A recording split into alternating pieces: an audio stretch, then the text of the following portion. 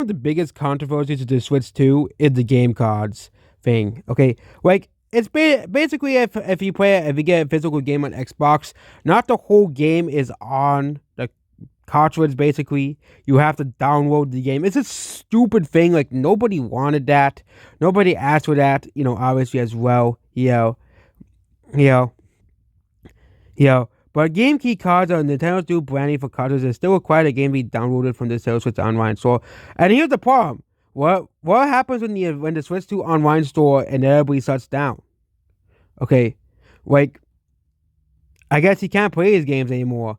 Which means once the Switch 2 Online is over, you can't play these games anymore. And unless they plan to have like Switch 3, Switch 4, and it's backwards compatible with the Switch 1, but all games that are incompatible with the Switch 1.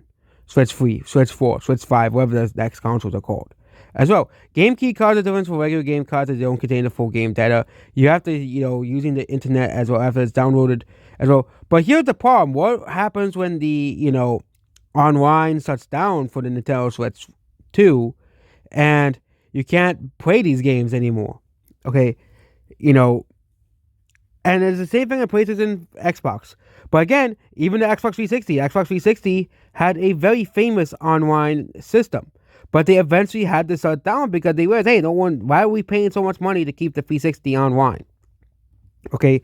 But they have the pre-orders up for Japanese games and almost every single game except for like the Nintendo games, obviously. If you're just buying it for Nintendo games, game key cards are not on that One Piece. Oh, I don't think that's One Piece. It's some anime swap game. This Marvelous game, it doesn't have a game key card, but almost every game does. And of course, I don't think Cyberpunk does either. Obviously,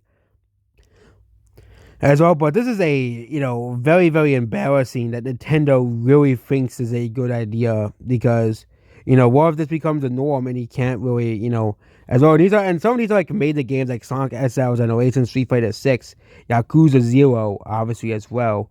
Most of these other games, I don't think anyone cares all too much about. Like, I think people can live about Bravely Default Remastered. Okay, like that's a 3DS game to play on the Switch too. But this is just you know, and also there'll be game key cards in the rest as well.